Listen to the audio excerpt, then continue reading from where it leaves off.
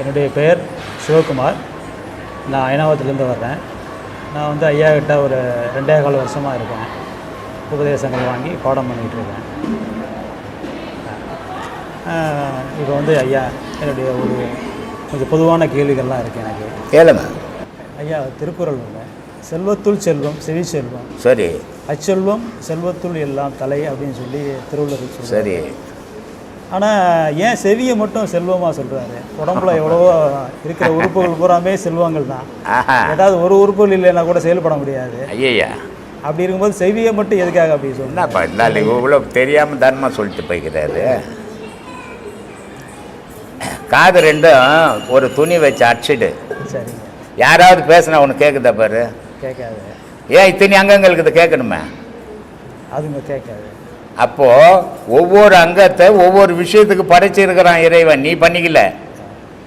வாயினா சாப்பிட்றதுக்கு ஓணும், மூக்குன்னா மோடுறதுக்கு ஓணும், காதுன்னா கேட்கறதுக்கு ஓணும். அப்போது இத்தனை எந்தெந்த அங்கங்கள் எது எது செயல்புரியுமோ அதை தான் செயல்படும். நான் 2 கண்ணை மூடிக்கணும். எங்கே காது இருக்குது அதுக்கு பார்க்கட்டுங்க, என்ன பார்க்க முடியுமா? முடியாது. அப்போது கண்ணு பார்க்குற பொருள், காது கேட்குற பொருள், மூக்கு மோடுற பொருள், வாயு சுவைக்கிற பொருள், உடல் உணர்கிற பொருள். அப்போ இந்த 5 பஞ்சபூதங்களாகவும் இருந்தது. அதனால் அவர் என்ன சொல்கிறார், என்ன சொன்னார் பாடலில்? நல்லா கவனிக்கணும்.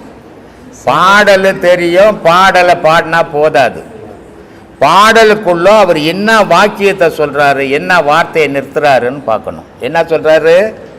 செல்வத்துள் செல்வம் அச்செல்வம் செல்வத்துள் எல்லாம் தலை. அப்போது செல்வம்ன்றது இந்த மக்கள் என்ன நினச்சின்னுக்கிறான்னா, எனக்கு 2 பங்களா இருக்குது, 4 கார் இருக்குது, ஏரோப்ளேன் இருக்குது, இதெல்லாம் செல்வம்னு நினச்சின்னுக்கிறான். இல்லை, செல்வம்னா செவி செல்வம். நீ கேட்குறது தெரியுமா? செல்வம் நல்ல வார்த்தைகள், நல்ல பாடல்கள், நல்ல விஷயங்கள் கேட்குறது தெரியுமா? அதுதான் உன் மனசை தொட போகுது. உன் ஊடு உன் மனசை தொடாது. அதனால் செல்வத்தில் செல்வம் செவி செல்வம். அந்த செல்வம் எப்படிப்பட்டதுன்னா இருக்கிற செல்வத்திலேயே தலையான செல்வம்டான்றார் இல்லையா?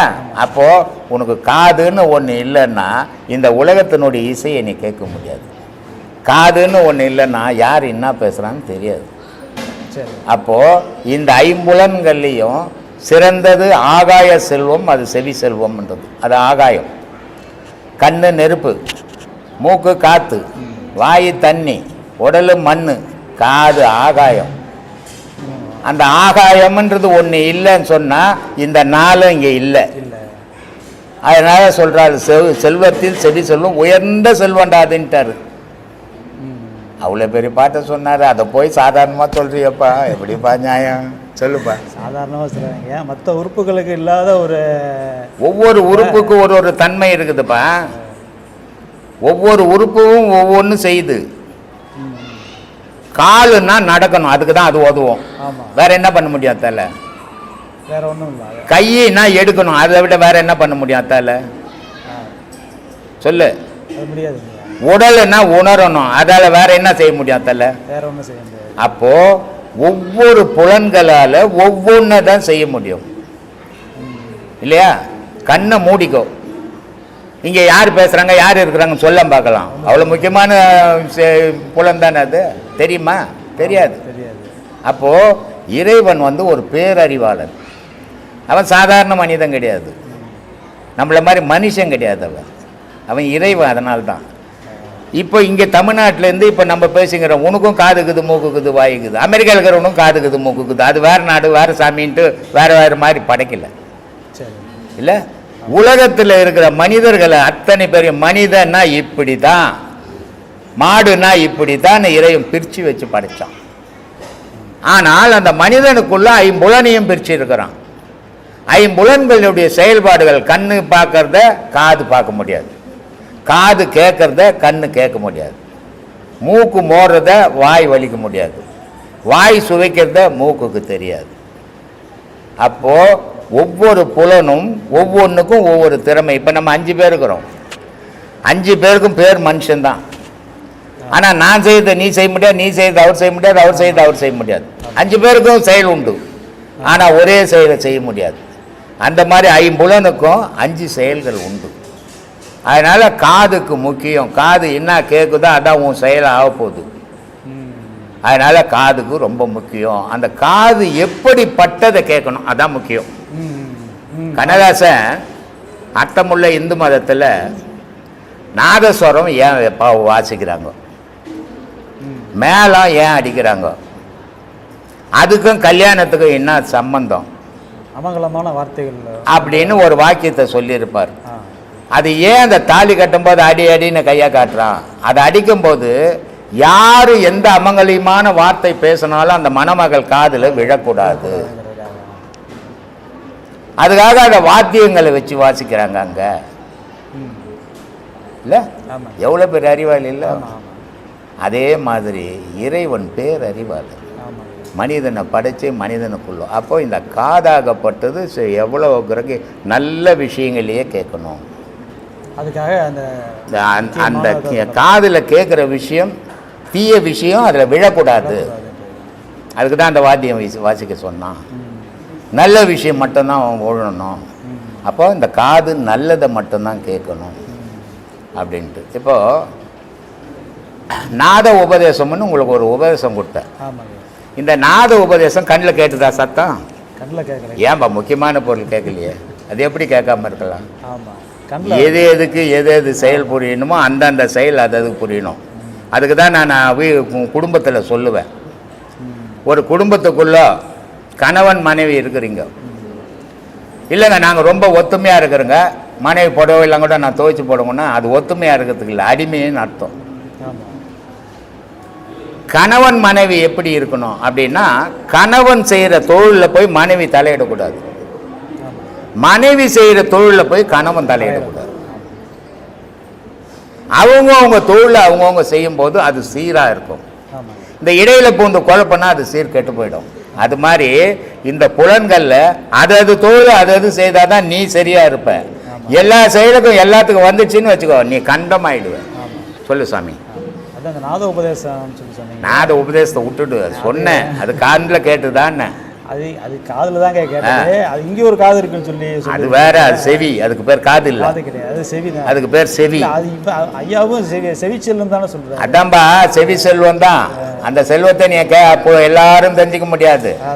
இங்கே வந்தால் தான் செவி செல்வம். செவின்றது எதுன்னு சொல்லுவாங்க, கட் செவின்னு பேர் அதுக்கு. என்ன செவி? கட் செவின்னு பேர் அதுக்கு. கட் செவின்னா என்னன்னா கண்ணும் காதும் சேர்ந்தது, ரெண்டும் சேர்ந்தது. கச்சவின்னா என்ன அர்த்தம்? கண்ணும் காதும் சேர்ந்தது. பாம்பு இருக்குது, அது காது கிடையாது. அது கண்ணாலேயே எந்த சத்தம் வருது, யார் வரான் யார் போறான்னு பார்த்துடும். காது இல்லாத ஜீவன் பாம்பு. ஆனால் மனுஷனுக்கு இந்த மூன்றாவது கண்ணு இருக்குது, அது கண்ணும் காதும் சேர்ந்தது. அதனால அது கச்சவின்னு பேர். எந்த பாட்டு கேட்டாலும் அதில் கேட்கணும், எந்த சுவை சாப்பிட்டாலும் அதில் சுவைக்கும், அந்த சுவையை அதில் அறியணும். இது ஞானத்துக்கு போகிற படிகள் இது. அதனால் இது எல்லாருக்கும் சாத்தியம் கிடையாது. அதனால் அவர் என்ன சொல்லிட்டார், இந்த காதில் கேட்டுன்னு சுகமாக இருக்குன்னார். கர்மவினை பற்றிய ஒரு கர்மவினை. சொல்லு. இந்த கர்மவினையை பற்றி நான் எப்படி புரிந்து கொள்கிறேன் என்றால் நான் ஐயா போன ஜென்மத்தில் நான் யாரையாவது கெடுத்திருந்தால் இந்த ஜென்மத்தில் நான் கெட்டு போகிறேன். போன ஜென்மத்தில் நான் யாரையாவது கொலை செய்திருந்தால் இந்த ஜென்மத்தில் என்னை ஒருத்தன் கொலை செய்யப்படுகிறான், நான் கொலை செய்யப்படுகிறேன். ஆனால் ஐயா இந்த மாதிரி இந்த இயற்கை பேரிடர்கள் வருது இல்லையா, இயற்கை பூகம்பங்கள் இது மாதிரி வரும்போது கொத்து கொத்தா மனிதர்கள் சாகிறார்கள். இது எந்த மாதிரியான கர்ம வினை நான் எடுத்துக்கிறேன்? கர்ம வினைன்றது உன்னுடைய துன்பம் தானே தவிர, நீ முன்னாடி ஒருத்தனை கத்தியில் குத்தினா பின்னாடி இன்னும் ஒருத்தன் கத்தியில் குத்துவான். முன்னாடி ஒருத்தனுக்கு நீ சோறு போடலாம், பின்னாடி உனக்கு ஒரு சோறு போடாது, அப்படி இல்லை. கர்ம வினை அதுக்கு பயன் என்னன்னா செயல். வினைன்னா செயல். அந்த செயல் எப்படிப்பட்டதாக இருக்கும்? இன்பமுடையதாக இருக்கும், துன்பமுடையதாக இருக்கும். அப்போது நீ முன் செய்த வினையின் பயனாக இந்த பிறவியில் துன்பப்படுவேன். இது கொத்து கொத்தா மடியுது. எது மடியுது? உடல் மடியுது. உடல் தான் மடியும், ஆன்மா மடிச்சதே கிடையாது. நீ செத்ததே கிடையாது. நான் ஏற்கனவே சொல்லிக்கிறேன், நீ செத்ததே கிடையாது, செத்தா இப்போ வரப்போகிறதே கிடையாது நீ. அதனால் இந்த உடல் சாவத்தை பற்றி கடவுள் பார்க்கறதே கிடையாது.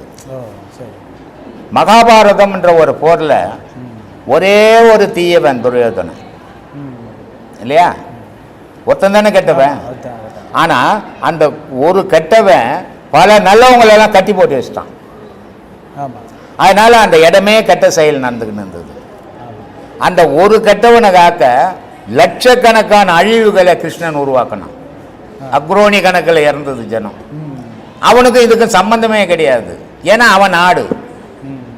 அப்போ அங்கே அழிக்கப்பட்டாதான் தர்மம் நிலை நிற்கும். அப்போ ஒரு கெட்டவனை அழிக்கிறதுக்கும் 1000 நல்லவனையும் அழிச்சு தான் ஆகணும். அதான் ஐதீகம். இதை தான் உலகம் பண்ணினுது, இயற்கையும் பண்ணினுக்குது. ஒரு பக்கம் வந்து மனுஷனுடைய ஆசை அளவு கடந்து போயிடுச்சு.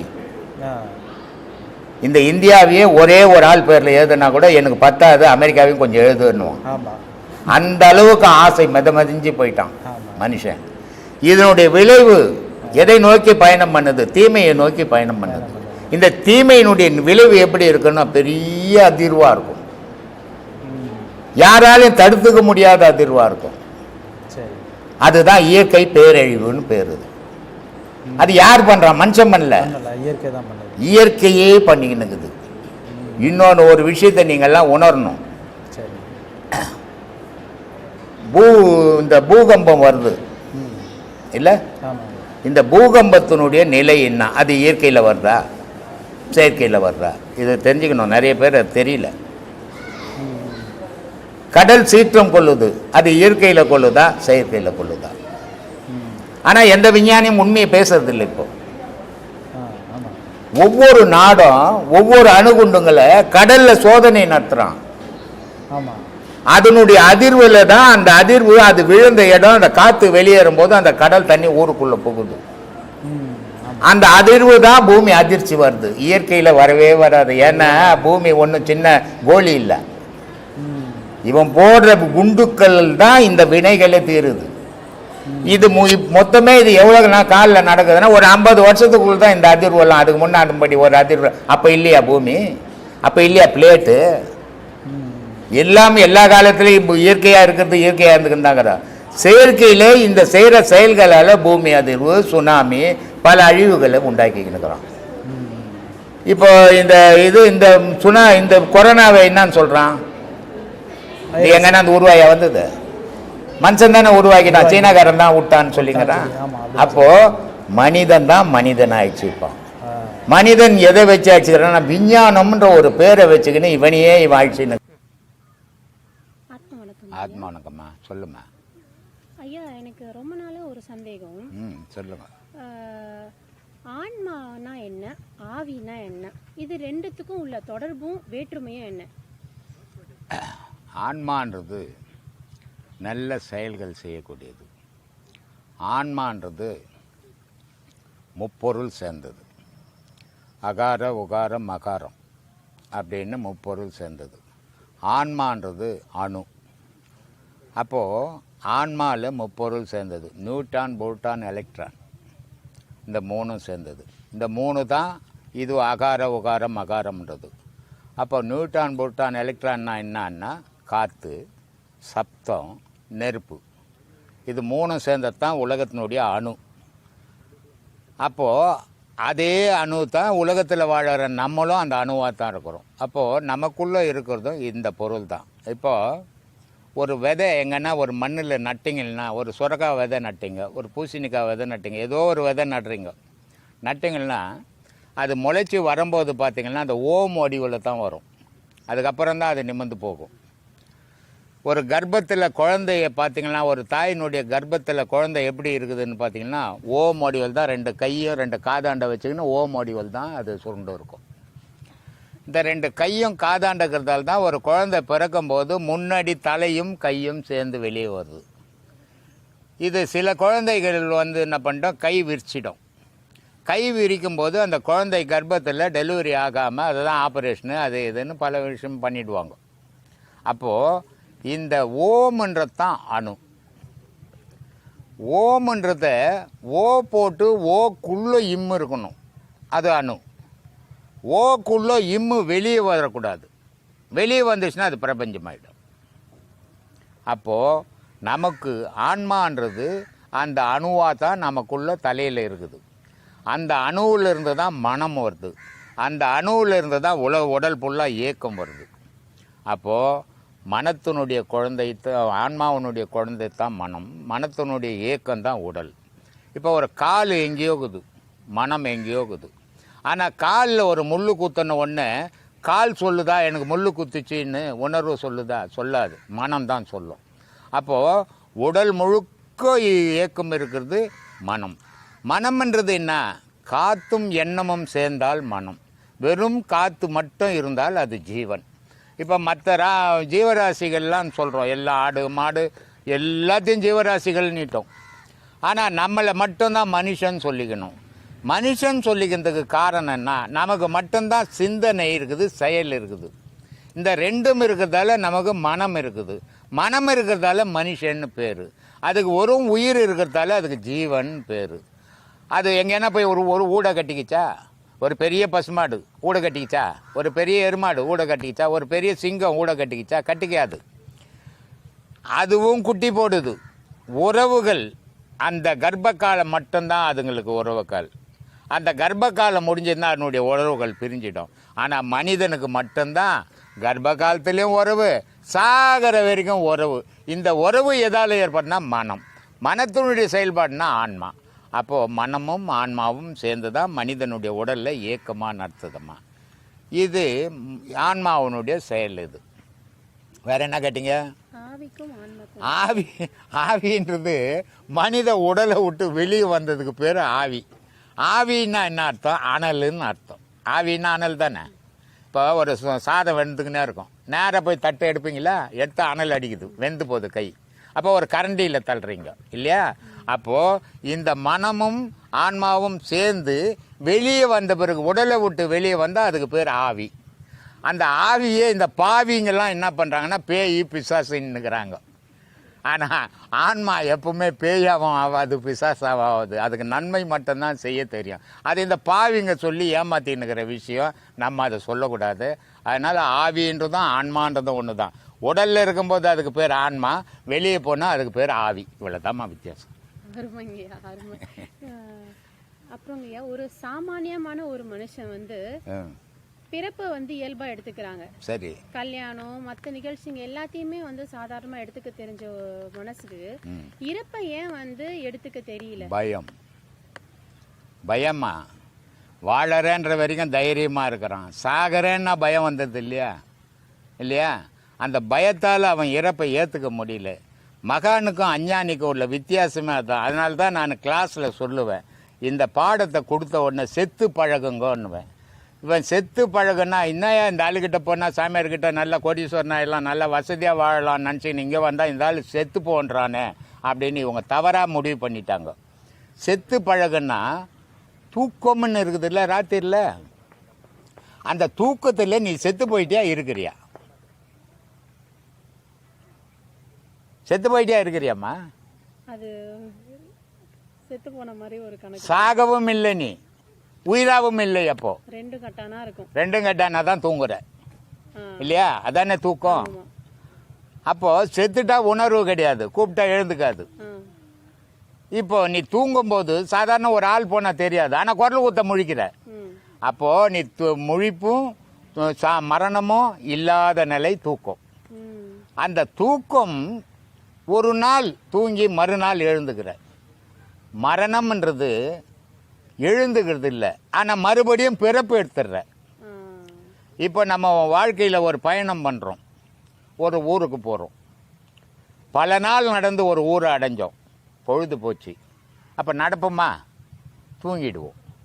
மறுநாள் எழுந்து அந்த பயணத்தை தொடருவோம். இந்த மனிதனாகப்பட்ட உடல் இருக்குதே, இந்த மரணம்ன்றது ஒரு தூக்கம். அது தான். இதை ரொம்ப அழகாக அருணகிரி விளக்குவார். அது வலைப்பட்ட கை மாதோடு மக்கள் என்று தலைப்பட்டு அழிய தகுமோ, கிளைப்பட்டேழு சூறார் உரமும் கிரியும் தொலைப்பட்டு உருவத்தோடு வேலவனே, மகா மாயை கலைந்திட வல்லபரான் முகமாறு மொழிந்தது மொழிந்திலோனே, அகமாயை என்று அயரும் சாகா மாயையில் நின்று தயங்குவதன். அடப்பாவி, நீ செத்ததே இல்லையடா, செத்துறேன்னு ஏன்டா பயந்துன்னுக்கிற அப்படின்றாரு. அப்போது மரணம்ன்றது எதுக்கு வந்தது? இப்போ நீங்கள் இந்த சுடிதார் போட்டுன்னுக்கிறீங்க, இது புது சுடிதார், ரொம்ப ஆசையாக போட்டுன்னுக்கிறீங்க. இதுவே ஒரு 10 வருஷம் ஒரு வருஷம் போச்சு, அங்கங்கே கிழிஞ்சு போயிருந்தா போட்டுப்பீங்களா? ஏன் போட்டுக்க மாட்டீங்க? நீங்கள் விருப்பப்பட்டு எடுத்து சுட்டிதார் போட மாட்டீங்க. அதே மாதிரி இந்த உடலுன்ற சுட்டிதார் இருக்குது, இது கந்த கோலமாக போச்சுன்னா அந்த ஆன்மா இதை விட்டுட்டு வேற புது சுட்டிதார் போட்டுக்கிற மாதிரி புது உடல் எடுத்துக்கோமா. இதாம்மா நடந்துக்கினுக்குது. ரொம்ப அருமைங்க, ரொம்ப அருமையான விளக்கம். நன்றிங்க. ரொம்ப நன்றிம்மா. சொல்லுமா. அந்த கரணம் என்றால் என்ன? அந்த கரணம்னா மனத்தோட சேர்ந்தது அந்த கரணம். அது மறைமுகமாக இருக்குது. அந்தம்னா உள்ளம். அப்போது உள்பகுதியில் மனம், சித்தம், புத்தி, அகங்காரம் இந்த நாலும் சேர்ந்து தான் இந்த உலக செயலில் நம்மளை இயக்குது. இது அண்டகரணமாக இருந்துக்குன்னு இயக்குது. அப்போது இந்த மனம் அழியணும்னா முதல்ல அகங்காரத்தை அழிக்கணும். அகங்காரம் அழிஞ்சதுன்னா புத்தி அழியும். புத்தி அழிஞ்சதுன்னா சித்தம் அழியும். சித்தம் அழிஞ்சதுன்னா மனம் தனித்து நிற்காது, இந்த உலகத்தில் செயல் புரிய முடியாது அதால். அப்போ அது உடனே என்ன பண்ணும்? எந்த பொருளிலிருந்து வந்ததோ அந்த பொருளோட, ஆன்மாவிலேருந்து வந்தது மனம், ஆன்மாவனுடைய குழந்தை தான் மனம். அப்போ ஆன்மாவோடு அது திருப்பி போய் இணைஞ்சிடும். இணையும் போது அதுக்கு மனம் இல்லாத மனிதனாக இருப்பான். அப்போ மனம் இல்லைன்னா என்னன்னா ஆன்மாவோடு வாழறான்னு அர்த்தம். அது மகானுடைய நிலை. அப்போது அந்தகரணம் இருந்தால்தான் உலக இயக்கம். அதனால் மனிதனுக்கு அந்தகரணம் அவசியம். ஆனால் அந்தகரணம் இருக்கலாம், அகங்காரம் இருக்கக்கூடாது. அகங்காரம் இருந்ததுன்னா அது பல தீமைகளை உருவாக்கிடும். அதனால் அது இருக்கக்கூடாது. மனத்தோடு சேர்ந்தது சித்தம், புத்தி, அகங்காரம், மனம் நாலும் சேர்ந்தது அந்தகரணம்னு சொல்லுமா. இப்போ மனசுக்கு உணவுக்கு சம்பந்தம் இருக்கு. மனசுக்கு நம்ம சாப்பிட்ற ஆகாரத்துக்கு சம்பந்தம் இருக்கு. இருக்குது. இந்த உடல்ன்றது அன்னமய கோஷம்னு பேர் இந்த உடலுக்கு. இது சாப்பாடு இல்லைன்னா இந்த உடல் தாங்காது, நிற்காது, இறந்து போயிடும். அப்போது இந்த உடல் உறுதியாக இருந்தால் தான் அந்த மனசு உறுதியாக இருக்கும். அதனால தான் இளமையில், இடைப்பருவத்தில், இளமையில் விளையாட்டுத்தனமாகவும் மொரட்டுத்தனமாகவும் நன்மை எது தீமை எதுன்னு தெரியாத காலம் அது இளமை பருவம். அப்போவும் அந்த காரணம் இருக்குது. இடைப்பருவம் நன்மை எது தீமை எதுன்னு புரிஞ்ச காலம், அப்போவும் அந்த காரணம் இருக்குது. ஆனால் முதுமை பருவம் அந்த காரணம் அடங்கி போகுது, மனம் அடங்கி போகுது. மனம் அடங்கிறதால செயல் இழந்து போயிடுறான் மனிதன்.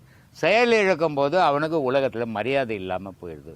அதனால் அந்த கரணத்தினுடைய தொடர்பு, மனத்தினுடைய தொடர்பு, அன்னத்தினுடைய தொடர்பு, இது மூணும் சேர்ந்தத்தான் மனித உலக வாழ்வு.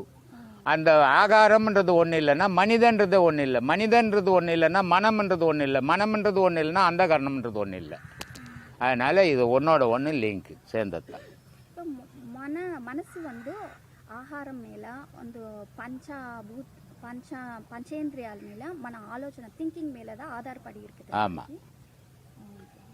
அப்போ மனத்துக்கு தூது சொல்லுது. போய் மெசேஜின்னு சொல்கிறீங்க இல்லையா, அந்த மெசேஜ் அந்த தூது சொல்லுது. வாய் ஒரு தூது சொல்லுது மனத்துக்கு, இது நல்லா இருக்குது, இது நல்லா இல்லை அப்படின்னு சொல்லுது. மூக்கு சொல்லுது, இல்லை இல்லைப்பா இந்த வாசனை நல்லா இல்லை, அந்த வாசனை மகரந்த வாசனை நல்லா இருக்குது அப்படின்னு தூது சொல்லுது. காது சொல்லுது, இல்லைப்பா அவர் நல்ல பேச்சு பேசுகிறாருப்பா அப்படின்னு காது சொல்லுது, அதுவும் போய் கொடுக்குது. கண்ணு சொல்லுது, நல்ல காட்சிப்பா, இந்த காட்சி நல்லா இருக்குதுப்பா. அப்போது இந்த நாளும் சேர்ந்தத்தான் அந்த கரணம்.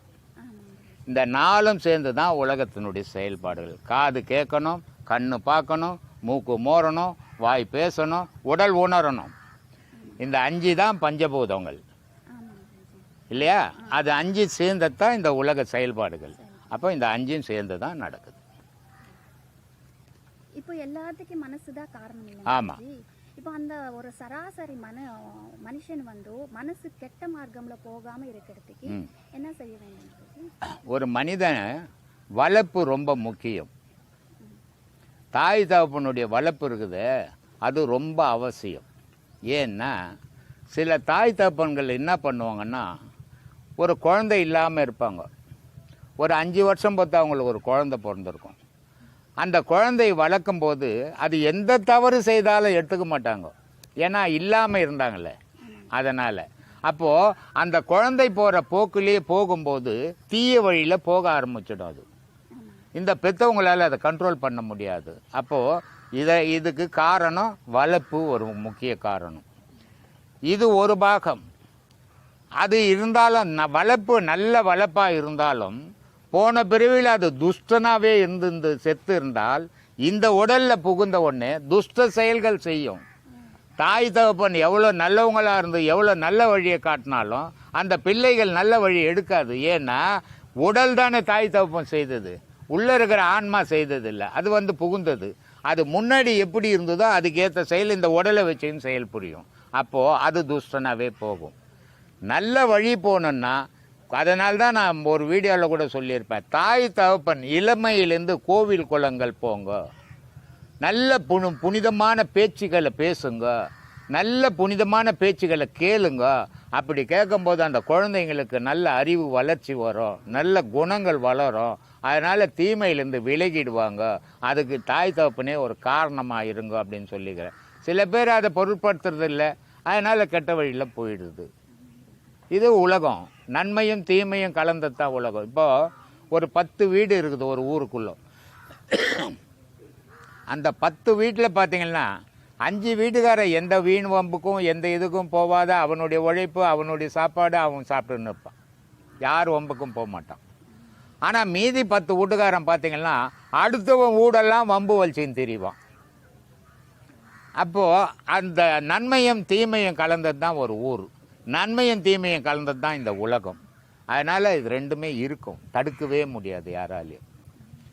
ஏன்னா ஒரு நாடுகள் இருக்குது, நாடுகள்லேயே நன்மை தீமை நிறைஞ்ச நாடுகள் இருக்குது.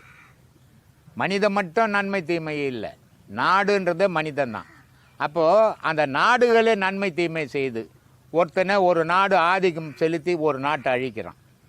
அப்போ இன்னொரு நாட்டை அழிக்கிறான். அப்போது இந்த நாடுகளே இது மாதிரி தவறுகளை செய்யும்போது தனி மனிதன் ஏன் தவறுகளை செய்ய மாட்டான் இல்லையா? இது எல்லாம் கலந்தத்தான் இந்த உலகமா. சொல்லு. ஒரு சராசரி மனிதன் விதியை ஜெயிக்கணும்னா என்ன செய்யணும்? விதியை யாரும் ஜெயிச்ச உலகத்திலேயே இன்னும் பிறக்கவே இல்லை, யாராலையும் ஜெயிக்கவும் முடியாது. விதி நான் சொல்லிக்கிறேன், கடவுளினுடைய குழந்தை ஆன்மா, ஆன்மாவினுடைய குழந்தை மனம், விதியினுடைய குழந்தை தான் மதி. அப்போது இந்த மதியை இந்த உலகத்தில் எது வரைக்கும் விதி வாழ விடணுமோ அது வரைக்கும் மதியை விட்டுடும். அப்போது மதியினுடைய செயல்பாடுகள் செய்துக்கினே வருவேன். ஒரு நாள் விதி அந்த மதியை பிடிச்சிடும். அப்படி பிடிக்கும்போது உன் கதை முடிஞ்சிடும். புரியுதா? இதுதான் உலக வாழ்வுமா.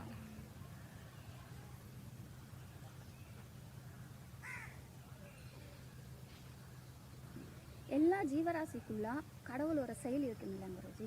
ஆமா. பசுமாடுக்குள்ள எல்லா கடவுள் இருப்பாங்கன்னு சொல்றாங்க. அது அவங்களுடைய நம்பிக்கை. நம்பிக்கை. பசுமாடா இருந்தாலும் எரும மாடா இருந்தாலும் எல்லாம் ஒரு ஜீவராசிகள் தான்.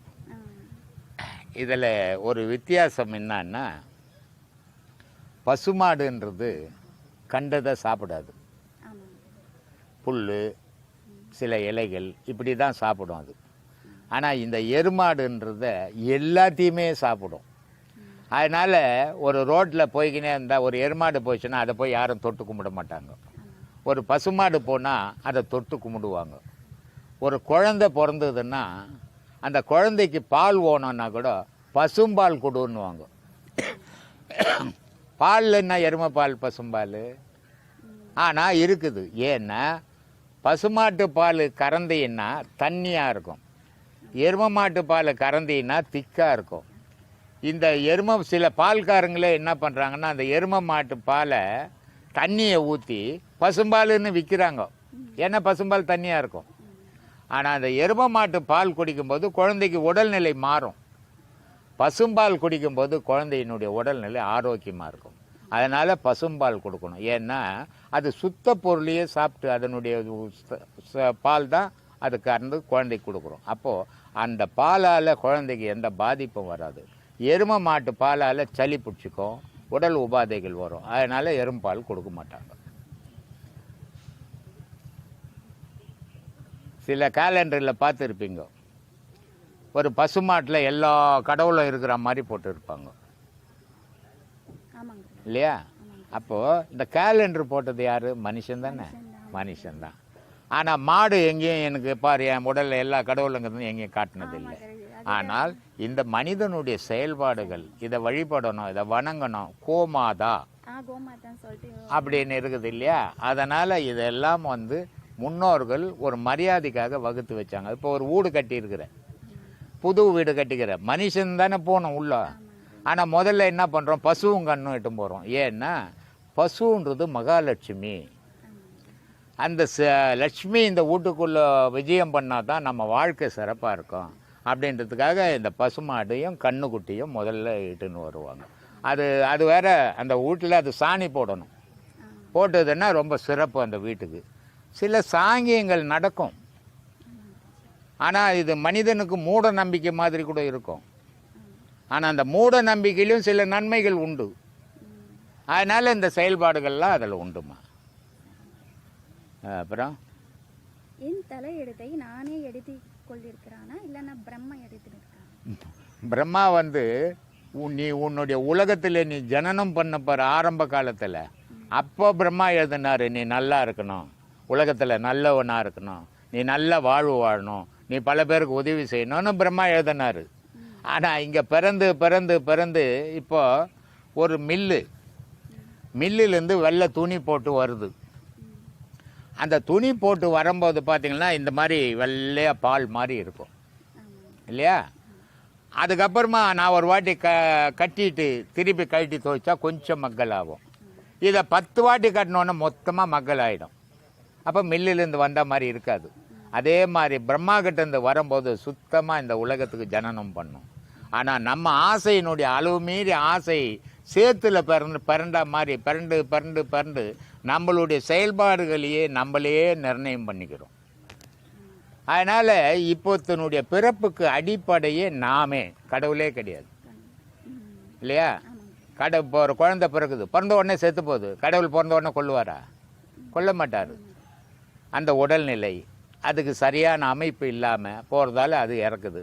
இது கடவுள் மேலே குறை சொல்லி பயனே இல்லை. ஏன்னா கடவுள் யாரையும் கொல்றதும் கிடையாது, யாரையும் காப்பாற்றுறதும் கிடையாது. மனிதனே தன்னை தானே அழிச்சின்னுக்கிறான் ஆசைன்ற ஒரு நோயால். இதை தான் அருணகிரி ரொம்ப அழகாக சொன்னார்.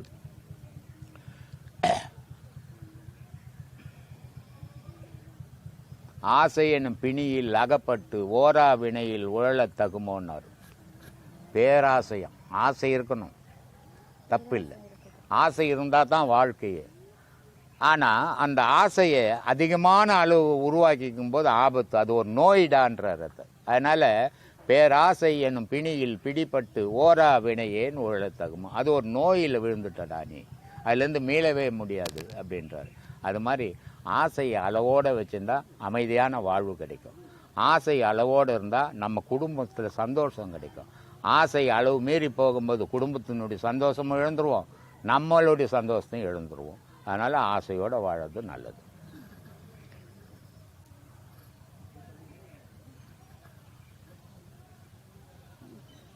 எல்லா கடவுள் நமக்குள்ளே இருக்கிறாள்னு சொல்லிட்டு பெரிய ஞானிகள் சித்தர்கள் நீங்களும் சொல்லியிருக்கீங்க. அது வந்து மனிதன் வந்து எதுக்காக புரிஞ்சுக்க மாட்டேங்கிறாங்க? அதான் இந்த மாயைன்றது அவனுடைய கண்ணை உண்மை தெரியாமல் மறைச்சிடும். மறைக்கும்போது அவன் கடவுளை தேடுறதுக்கு பதிலாக உலகத்திலேயே தேடி கிடப்பான். உலகத்தை தேடும்போது அவனுக்கு உள்ளகிற பொருள் தெரியாமல் போயிடுது. உள்ளகிற பொருள் தெரியாமல் போகும்போது அவன் கடவுள்ன்றதையே மறந்துட்டு உலக பொருட்களையும் உலக புகழையும் ஆசைப்பட்டு திரியும் போது அவன் கடவுள் ஞாபகமே வராது.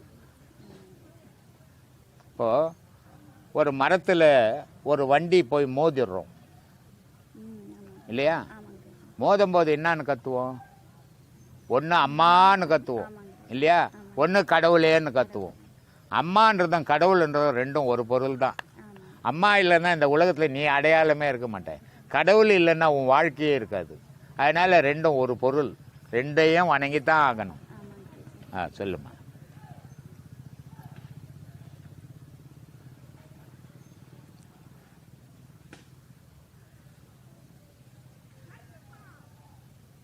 மனிதன் செய்யற பாப்பங்களுக்கு வந்து சாட்சியா இருப்பது யாருக்கு? சாட்சியா இருக்கிறது யாரு? மனிதன் இப்போ நீ நான் இருக்கிறோம், இங்கே யாருமே இல்லை. நம்ம 2 பேரை தவிர இங்கே யாருமே இல்லை. இப்போ நம்ம 2 பேரும் ஒரு தவறு செய்கிறோம். நம்ம என்ன நினைக்கிறோம், இது யாருமே பார்க்கல, இந்த தவறுக்கு அடையாளமே இல்லை அப்படின்னு நினைக்கிறோம். ஒரு வீடியோவில் ஏற்கனவே சொல்லியிருந்தேன், திருத்தணியிலிருந்து சுப்பிரமணியன் ஒருத்தர் ஒரு கேள்வி கேட்டிருப்பார். மறைந்திருந்தே விளையாடும் மனசாட்சியே அப்படின்னு கேட்டிருப்பார் கேள்வி. அப்போது மறைந்திருந்தே விளையாடும் மனசாட்சின்னா எது மறைஞ்சிருக்குது இல்லையா? நம்மளுடைய ஆன்மா நமக்கு தெரியுமா? தெரியாது. ஆனால் நமக்கு மனம் அடையாளம் இருக்குது, மனம் தெரியாது. எந்த மனிதனாலையும் மனம் தெரிஞ்சிக்க முடியாது. ஆனால் மனத்துக்கு அடையாளங்குது செயல்களை வச்சு. ஆன்மாவுக்கு அடையாளங்குது அடையாளமே கிடையாது. ஆனால் இந்த மனம் செய்கிற தவறுக்கெல்லாம் ஆன்மா சாட்சியாக நிற்குது. எந்த ஒரு தனி மனிதனும் எவன் தவறு செய்தாலும் அவனுக்கு சாட்சி அவனுடைய ஆன்மாவே. அந்த ஆன்மா சாட்சியாக இருக்கிறதால தான் எவ்வளோ தவறுகள் செய்தானோ அதுக்கேற்ற மறுபிறவி எடுத்து கொடுக்குது ஆன்மா. அப்போவாது அந்த பிறவிலையாவது அவனுடைய பாவங்களை அழிச்சுக்கின்னு புண்ணியத்தை தேடி பயணம் பண்ணணும். அவன் திரும்பவும் பாவம் பண்ணி பாவக்குழியிலேயே விழுந்து மடியிறான். அதனால் துன்பத்திலேயே வாடி வதங்கி போகிறான். என்ன பண்ணுறது? ஆன்மாவே மனம் செய்கிற தவறுக்கெல்லாம் சாட்சி, ஆன்மாவே மனம் செய்கிற நன்மைக்கெல்லாம் சாட்சி. மக்களை பெற்று வளமாக வாழ்கிறதா, இல்லை தன்னை அறிந்து தன்னை வெளிப்படுத்திக்கிட்டு வாழறது ஒரு வெறுமையான உலகமாக நிறைய பேர் நினைக்கிறாங்க. ஒரு ஞானியாக உட்காந்து எதையுமே எல்லாத்தையும் திறந்துட்டு தன்னை அறிந்து கொண்டு வாழ்வது ஒரு பிரயோஜனமாகத்தான் நினைக்கிறாங்க. அதில் மாதிரி எல்லாருக்கும் சாத்தியம் இல்லைன்னு நினைக்கிறாங்க. இந்த மாதிரி வாழ்க்கை முறை விஷயத்துலம்மா எல்லாம் எல்லாருக்கும் சாத்தியம். இப்போது உங்களால் ஒரு விஷயம் பண்ண முடியும், அந்த விஷயத்தை பார்த்து என்னாலையும் பண்ண முடியும், பார்க்காம பண்ண முடியாது. ஆனால் அதுக்கு ஒரு முன்னாடி செய்தீங்க, அதை பார்த்து தான் நான் செய்கிறேன். ஆனால் உலக விஷயத்தில் எல்லாமே எல்லாராலையும் செய்ய முடியாது.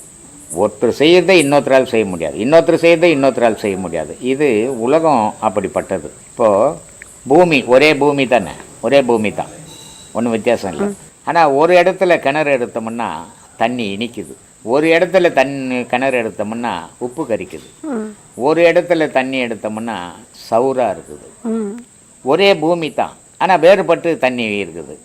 அதே மாதிரி தோற்றத்தில் மனிதன் ஒருவன் தான், ஆனால் செயல்கள், அவனுடைய யோசனை, அவனுடைய சிந்தனை, அவனுடைய மனப்போக்கு வேறு வேறு. அப்போது அவன் சிந்தனைக்கு ஏற்ற மாதிரி அவனுடைய செயல்கள், அந்த செயல்கள் ஒருத்தனுக்கு இருக்கிற சிந்தனை இன்னொருத்தனுக்கு இருக்காது, இன்னொருத்தனுக்கு இருக்கிற சிந்தனை இன்னொருத்தருக்கு இருக்காது. அதனால் அவனுடைய செயல் அவனுக்கு பிடிச்சது அவனுக்கு சரி, அவன் செய்கிறான். இவனுக்கு பிடிச்சது இவனுக்கு சரி. ஏன் அவன் செய்த மாதிரி இவன் செய்யலாம் நம்ம எண்ண முடியாது, அது அவன் மனசுக்கு பிடிச்ச மாதிரி. ஆனால் பொதுவான நோக்கத்தில் என்னால் மட்டும்தான் முடியும் அப்படின்றது அது தவறான குறிக்கோள். ஏன்னா உன்னால் மட்டும்தான் முடியும் அப்படின்னா உலகத்தில் இப்போ தான் அது உதயமாகணும். அப்படி தான் நம்ம ஒரு விஷயம் முடியும் உங்களாலன்னா அந்த விஷயம் இப்போ தான் அது உதயமாகணும் உலகத்தில். ஆனால் உங்களுக்கு முன்னாடி எத்தனையோ கோடி பேர் அதை செய்துட்டான். அப்போ உங்களால் மட்டும்தான் முடியும் இல்லை, எல்லாராலையும் முடிஞ்சு இருக்குது, செய்திருக்கிறான். செய்ததை பார்த்தா நானே செய்கிறேன். அப்போது நீயே பின்தொடர்ந்து தான் போறியே தவிர உன்னால் மட்டும்தான் உருவாக்கலதை. இப்படி மனிதன் தன்னை தானே மிகைப்படுத்திக்கும் போது நான் தாங்க செய்ய முடியும், என்னால் மட்டும்தாங்க முடியும்னு அவன் மிகைப்படுத்திக்கிறான் தன்னை. அதனால் அந்த வார்த்தைகள் வருது. ஆனால் எல்லாராலையும் எல்லாம் செய்ய முடியும். ஒரே ஒரு விஷயம் என்னன்னா, அஞ்ஞானத்திலிருந்து மெஞ்ஞானத்துக்கு போகிறது கடினம். அது யாரோ ஒருவனுக்கு தான். இப்போ அஞ்ஞானத்தில் இருக்கிறவன் என்ன சொன்னான், வெறுமையாக உட்காந்துங்கிறான் அவன் அப்படின்னு இவன் பார்வைக்கு அது தெரியும். அவன் வெறுமையாக உட்காந்து உன்னை விட ஆனந்தமாக இருக்கிறான் அவன். ஆனால் அந்த ஆனந்தத்தை உன்னால் அறிய முடியாது. ஏன்னா நீ அறிய முடியாத இடத்துல நிற்கிற, அவன் அறிஞ்ச இடத்துல நிற்கிறான். அதனால் அவனுக்கு அது ஆனந்தமாகுது. அறிவுன்றது 2 அறிவுக்குது, மனத்தோட ஒரு அறிவுக்குது, ஆன்மாவோட ஒரு அறிவுக்குது. மனத்தோடு, அதனால தான் சொன்னேன் சித்தம் புத்தி அகங்காரம் மனம் அப்படின்னு. அப்போது சித்தம்னா அறிவுன்னு அர்த்தம். அந்த அறிவு மனசோடும் ஒரு அறிவுக்குது, ஆன்மாவோடும் ஒரு அறிவுக்குது. மனசோட இருக்கிறது சிற்றறிவு, அது சின்ன சின்ன விஷயங்கள், இந்த உலக சம்மந்தப்பட்ட விஷயத்தையே ஆராயும், அது பெருசாக இருக்கும் அவனுக்கு. அதனால் அந்த சிற்றறிவு ஆராயிறது பெருமையாக இருக்கும் அவனுக்கு. ஆனால் ஞானிக்கு அறியறது பேரறிவு. சிற்றறிவு அழிச்சிட்டான் அவன், பேரறிவில் வாழும்போது அது இவனை விட பல மடங்கு ஆனந்தம். இவன் சிற்றின்பத்தையே பெருசாக நினைக்கிறான், அவன் பேரின்பத்தை பெருசாக நினச்சின்னுக்கிறான். அதனால் இவனுக்கு அவனை பார்த்தா வெறுமையாக இருக்கும், அவனுக்கு இவனை பார்த்தா கேலியாக இருக்கும்.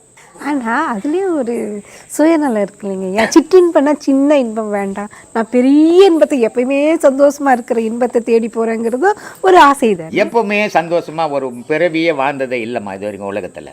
எவனுமே எல்லா காலகட்டத்திலையும் சந்தோஷமாக இருக்கவே முடியாது. ஒரு தாய்கிட்ட ஒரு குழந்தை பிறகுது, தாய்க்கு சந்தோஷம். தாய் குழந்தை பேசும்போது தாய்க்கு சந்தோஷம். ஆனால் தாய் உணவு ஊட்டும் போது குழந்தைக்கு சந்தோஷம். ஆனால் தாய் செத்து போனால் அப்போ எவனுக்கு பிறந்தது இறப்பு வரைக்கும் சந்தோஷமாக வாழ முடியும்? இன்றைக்கி ஒரு வீட்டில் ஒரு கல்யாணம் நடக்குதுன்னா நாளைக்கு நம்ம வீட்டில் ஒரு கல்யாணம் நடக்கும். இன்றைக்கி ஒரு வீட்டில் ஒரு மரணம் நடக்குதுன்னா நாளைக்கு நம்ம வீட்லேயும் ஒரு மரணம் நடக்கும். இதுதான் உலக வாழ்வு. நமக்கு தாய் தாப்பம் இறந்தாங்கல்ல, அப்போ நம்ம எப்படி சந்தோஷமாக இருந்த முடியும்? எங்கள் அம்மா இருந்துட்டாங்க, நான் ரொம்ப சந்தோஷமாக இருக்குன்னு சொல்ல முடியுமா? எவன் வாழ்விலையும் சும்மா ஒப்புக்கு உலகத்தில் பேசுவானே தவிர உண்மையில் எவனாலையும் பிறப்புலேருந்து இறப்பு வரைக்கும் சந்தோஷமாக இருந்ததே கிடையாது, இருக்கவும் முடியாது. மனைவி செத்துடுவா, புள்ள செத்துடுவான், அண்ணன் செத்துடுவான், தகப்பன் செத்துடுவான். எவன் சந்தோஷமாக வாழ முடியும்? எத்தனை கோடி வச்சிருந்தாலும் சந்தோஷம்ன்றது உன் மனசுக்குள்ளக்குது, கோடியில் இல்லை. 100 கோடி 100 வீடு வச்சுன்னுக்கிற நீ, படுக்கிறதுக்கு தேவை 10 அடி தான் தேவை. 100 வீடு வச்சுன்னு சந்தோஷமாக்குறையா? உன்னை விட இன்னொருத்த 200 வீடு வச்சுக்கிறானே, அப்போ நீ எங்கே பெரிய ஆள்? யாரும் பெரிய ஆள் இல்லை, யாரும் சின்ன ஆள். கடவுள் ஒருத்தனே விஏபி, அவன் ஒருத்தனே பெரிய ஆள், அவன் ஒருத்தனே உயர்ந்தவன். அவ்வளோதான் எனக்கு தெரியும்.